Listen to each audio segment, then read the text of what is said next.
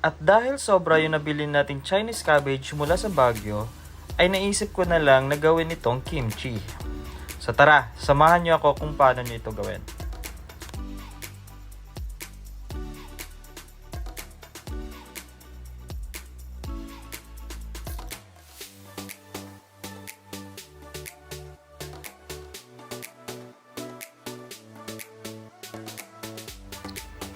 Una nating gagawin is hatiin sa dalawa itong ating Chinese cabbage.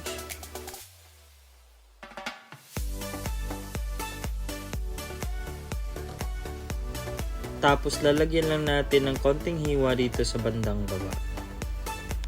Gawin din natin ito sa iba pa nating Chinese cabbage. After natin ma-slice at mahugasan guys, is lalagyan na natin ng asin yung kada dahon ng ating Chinese cabbage. Huwag kayong mag-alala guys kasi kahit mapadami yan ng asin, isuhugasan naman natin yan later on.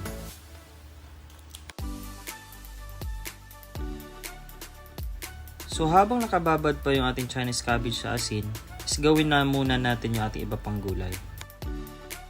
Inuna ko na nga dito yung carrots natin, na in-slice ko lang into strips.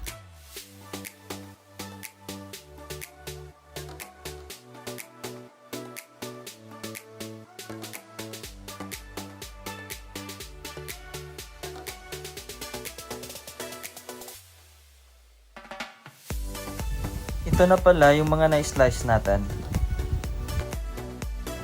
Sa ating blender, maglagay na tayo ng ating luya, white onion, tsaka yung ating garlic.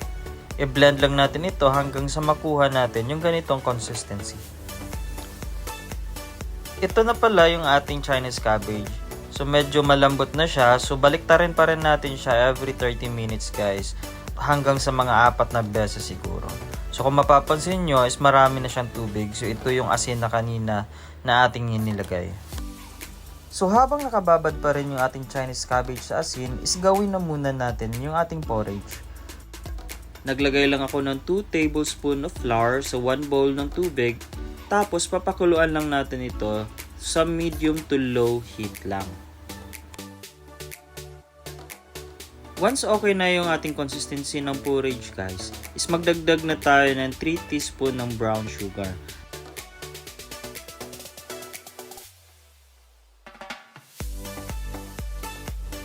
Pag okay na yung ating Chinese cabbage guys, isuhugasan na natin ito ng tubig, tapos tatanggalin na natin yung bawat dahon pa isa-isa.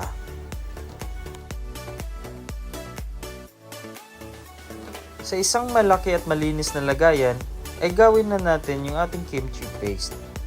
Inuna ko yung ating porridge guys, tapos nagdagdag na rin ako dito ng patis. Tapos sinunod ko na yung ating blend kanina ng luya, white onion, tsaka garlic.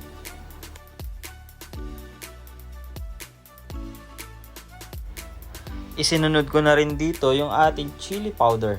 So dito guys is isang ganito lang muna yung inilagay ko kasi hindi ko pa estimate kung gaano ito kaanghang. So far okay naman yan, yung ganong karami. Tapos inilagay ko na rin yung ating mga chopped na gulay. Gamit na rin pala tayo dito ng gloves guys para malinis at safety na rin.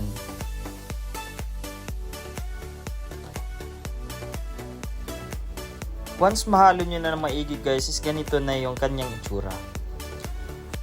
Time na rin para ilagay natin yung ating Chinese cabbage. By batch ko pala siya nilagay guys para hindi tayo mahirapan sa pag-mix.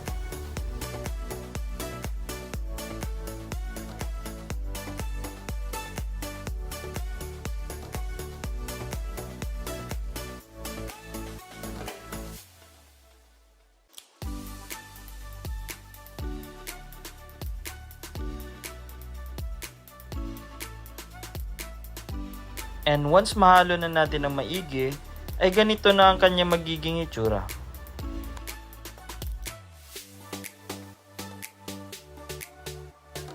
Pag okay na yung ating kimchi guys, isilipat na natin ito sa ating malinis na container. Tapos, i-store natin ito ng mga 3 to 4 days para mas sumarap pa siya.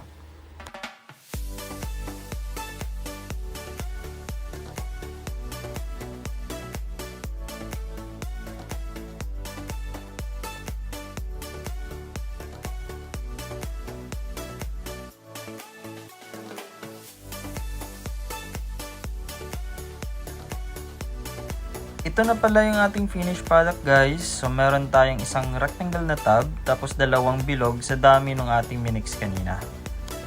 So hopefully meron kayong natutunan guys, and yan lang po yung ating kimchi recipe. Salamat sa panonood. Bye bye!